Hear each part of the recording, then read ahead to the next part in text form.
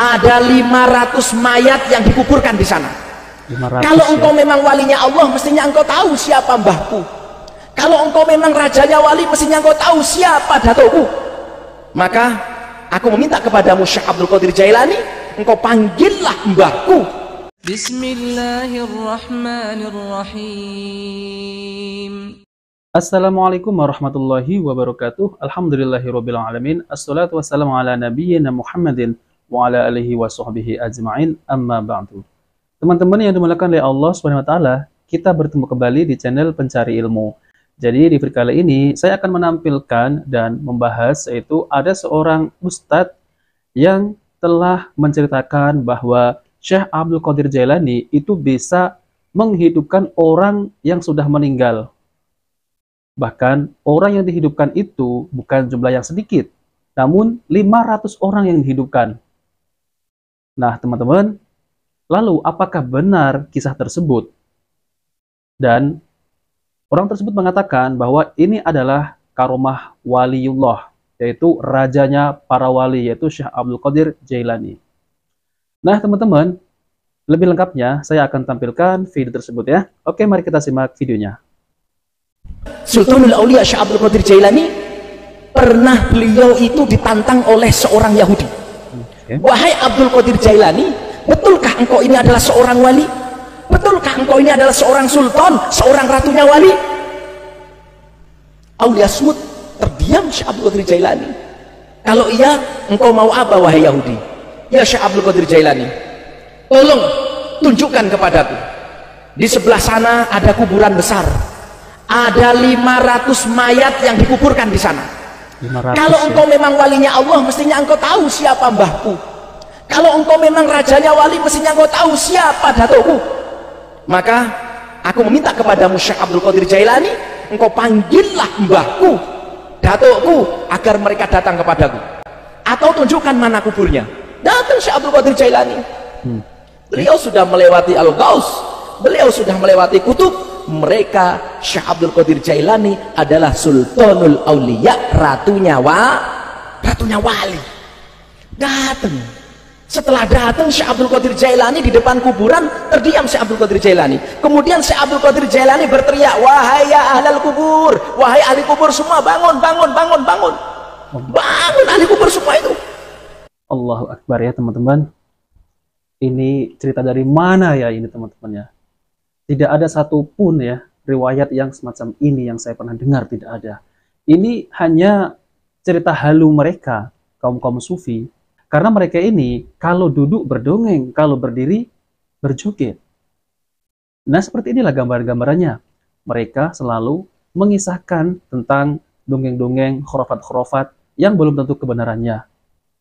Saya mengakui Syekh Abdul Qadir Jailani itu orang yang soleh.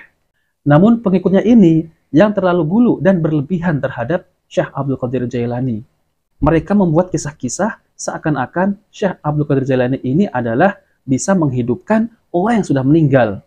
Jadi teman-teman, utusan Allah yang bisa menghidupkan orang yang sudah meninggal itu adalah Nabi Isa alaihissalam. Selain itu, tidak ada. Hanya Nabi Isa yang diberikan oleh Allah mukjizat, yaitu bisa menghidupkan orang yang sudah meninggal.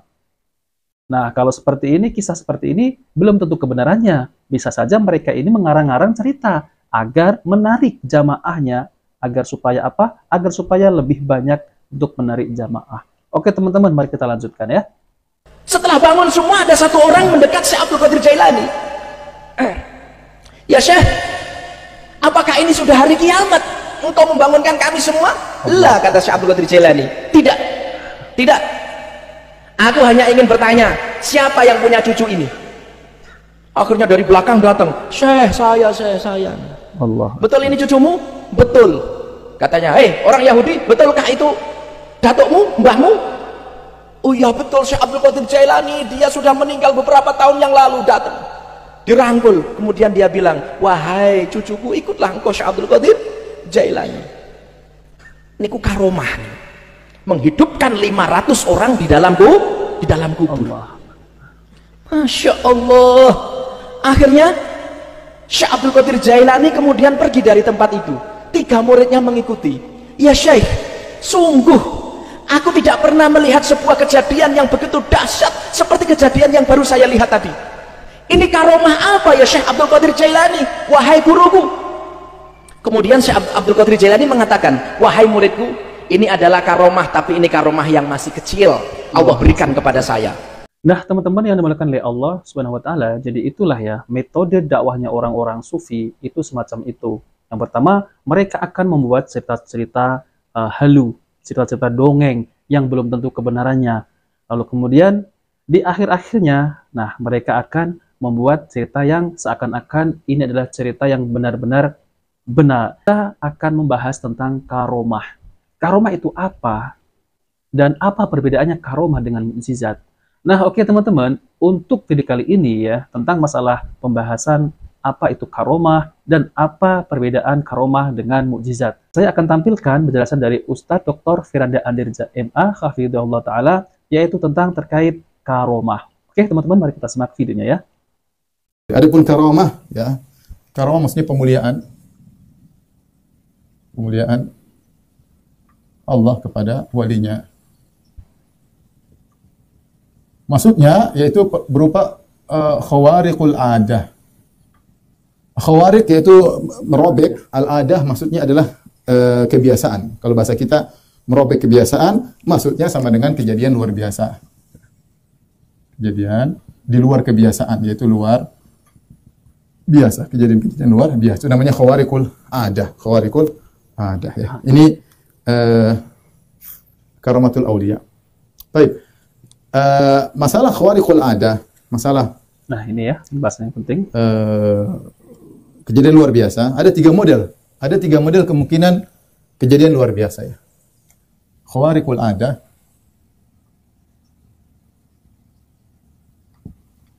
kejadian luar biasa.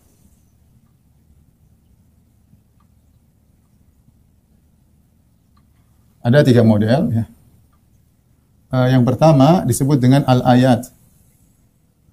Al-ayat atau orang bilang al-mu'jizat dari para nabi. Kemudian yang kedua adalah karomat al-auliya yang sedang kita bahas. Yang ketiga adalah al-ahwal asy-syaitaniyah. Yaitu perbuatan-buatan atau khawariq syaitaniyah atau al-khawariq asy-syaitaniyah. Yaitu kesaktian-kesaktian tapi dari setan, ya. Oke, ya. Baik, inilah 3 hal. 3 hal ya.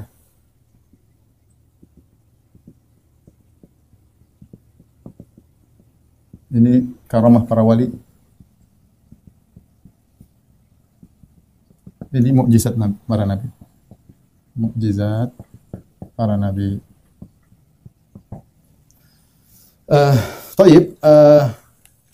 Kita akan membahas perbedaan antara al-mukjizat dengan karamatul auliya, ya. Kemudian kita bedakan lagi dengan al-ahwal asy-syaitaniyah ya. Adapun perbedaan utama mukjizat ya. Mukjizat ya. Mukjizat ciri-cirinya dia adalah khawariq al-adah ya. Dia sama kejadian luar biasa, adat. Tapi jadi pertanyaan, adat ini adat apa di sini ya? Luar biasa, kebiasaan siapa? Adat atau kebiasaan siapa? Jawabannya ini adalah as-saqalain. As-saqalan atau saqalain itu jin dan manusia. Jin dan manusia sepanjang masa. Jin dan manusia sepanjang masa. Jadi namanya mukjizat para nabi itu adalah mukjizat yang tidak mungkin dilakukan oleh jin dan manusia sepanjang masa. Tidak mungkin orang melakukannya mukjizat. Ya, karena dia luar biasa, tidak sama dengan karamatul auliya yang mungkin orang lain bisa melakukannya. Contoh, misalnya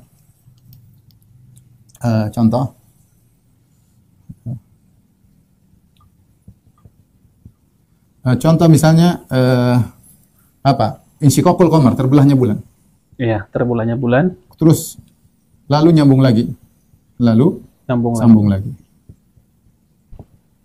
Iqtarabati sa'atu wan syaqqal qamar, kata Allah Subhanahu wa taala. Di antara mukjizat ayat ya, ayat dari Nabi Muhammad sallallahu alaihi wasallam. Contohnya seperti Al-Qur'an. Awalam yakfihim anna anzalna 'alaikal kitaba yutla 'alaihim. Tidakkah cukup bagi mereka kami turunkan kepada mereka Al-Qur'an yang dibacakan kepada mereka. Sampai sekarang enggak ada yang bisa datangkan seperti Al-Qur'an. Ya, mengeluarkan onta yang bunting ya dari batu. Coba ini mukjizat Nabi Saleh. Siapa yang bisa bikin? Mau satu jin, satu dunia kumpul, tukang sihir kumpul nggak bisa bikin. Onta dalam batu keluar tiba-tiba sudah bunting, buntingnya sudah 10 bulan. Ntar lagi melahirkan ini dari mana suaminya, kemudian lahir di mana, kemudian kok tiba-tiba bunting, kok keluar dari batu. Kalau keluar dari air mungkin ada onta kabur masuk air keluar, atau keluar dari hutan ini keluar dari batu yang bukan merupakan sumber kehidupan, tapi bisa keluar onta yang sangat menakjubkan. Ini contoh tongkat kayu. Ya, Nabi Musa bisa berubah jadi ular hidup ya, yang bergerak, yang besar. Nggak ada yang bisa bikin, nggak ada. Yang ada halusinasi, tukang sihir bisa bikin. Makanya kenapa para penyihir Fir'aun langsung masuk Islam, karena mereka melihat ini Musa bukan buat sihir, padahal sihir mereka hebat. Allah mensifati sihir mereka dengan mengatakan saharu a'yunan nas, mereka telah mensihir seluruh penduduk kota Mesir, semuanya yang dia tersihir, bahkan Musa pun tersihir. Yukhayyalu ilaihi min sihrim anha tas'a, dikhayalkan kepada Musa seakan-akan itu ular beneran bergerak, padahal tidak, padahal hanya halusinasi. Kata Allah, wastarhabuhum, mereka bikin orang ketakutan, waja'u bi sihrin azim, mereka datang dengan membawa sihir yang hebat. Tapi begitu Musa bikin tongkatnya benar-benar jadi ular, ini bukan sihir. Bukan sihir asli. Tidak tahu penyihir kecuali penyihir. Jadi mereka tahu ini bukan ilmu sihir. Mereka bertahun-tahun, puluhan tahun jadi ahli sihir, mereka tahu ini bukan sihir, sehingga mereka beriman kepada Nabi Musa alaihissalam. Ya. Di antara mukjizat contohnya, nggak usah jauh-jauh, mukjizatnya Nabi Yusuf. Ya kita bilang tampannya oke lah, nggak ada yang menyamai tampannya Nabi Yusuf ya. Tapi ini mungkin bukan mukjizat ya.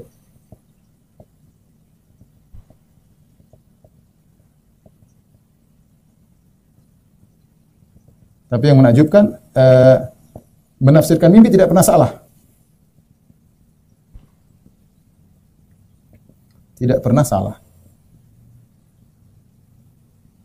Tidak pernah salah. Nabi Yusuf alaihissalam ketika diutus di zaman yang orang lagi bangga-banggaan bisa menakwilkan mimpi, bangga-banggaan, ya. Sampai akhirnya raja mimpi dengan suatu mimpi yang tidak bisa ditakwil oleh semua orang. Ya. Ini arasab abaqaratin simanin yakuluhunna sab'an ijaf. Aku melihat 7 sapi gemuk dimakan oleh 7 sapi kurus dan seterusnya. Yusuf ternyata bisa mimpi dan mimpi tepat. Kalau nafsir mimpi tidak pernah salah. Kenapa? Karena Allah yang ajarkan. Ya. Walinu'allimahu min ta'wilil ahadits, kata Allah, kami ajarkan dia cara menafsirkan mimpi. Di antara mukjizat Nabi Yusuf alaihissalam. Dan ini mukjizat Nabi Isa. Ya, mukjizat Nabi Isa ya. Nabi Isa. Yang ini nih ya. Menghidupkan yang mati.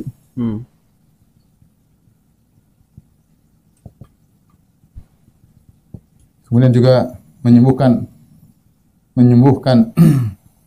orang buta dengan sentuhan.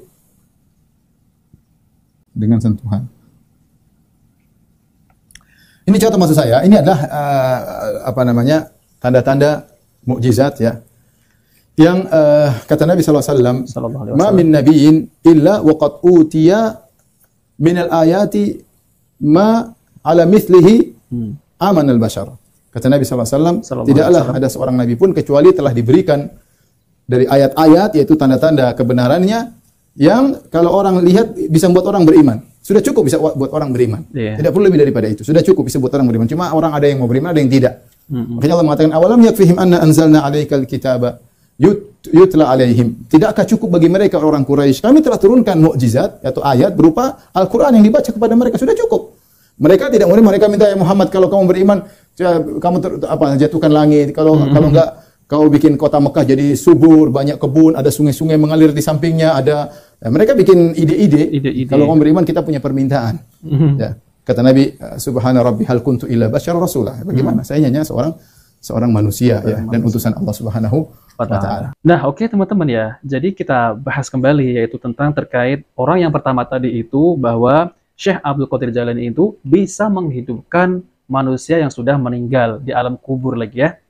Dan ini bukan 1 orang 2 orang, namun 500 orang. Namun kenyataannya hanya para nabi yang diberi mukjizat semacam itu, yaitu Nabi Isa bisa menghidupkan orang yang sudah meninggal. Dan ini tidak bisa diberikan manusia-manusia seperti waliullah ya. Harus kita bisa bandingkan ya teman-teman. Harus kita bisa pahami. Ini hanya bisa diberikan oleh para nabi dan rasul. Ingat, para nabi dan rasul. Dari kisah tadi kita bisa simpulkan ya, itu adalah kisah-kisah halu ataupun kisah-kisah dongeng khurafat. Mereka ini ingin mendapat pengikut yang lebih banyak dengan cerita-cerita yang khurafat seperti tadi, dongeng-dongeng yang belum tentu kebenarannya. Nah, maka dari itu teman-teman, kita harus berhati-hati apabila kita mempelajari ilmu agama ini dari sumbernya yang jelas, yaitu sesuai dengan Al-Quran dan Sunnah Nabi Shallallahu Alaihi Wasallam dan pemahaman para sahabat. Nah, oke teman-teman, jika video ini bermanfaat, jangan lupa like dan subscribe di channel Cahaya Hidayah. Wabillahi taufiq wal hidayah. Wassalamualaikum warahmatullahi wabarakatuh.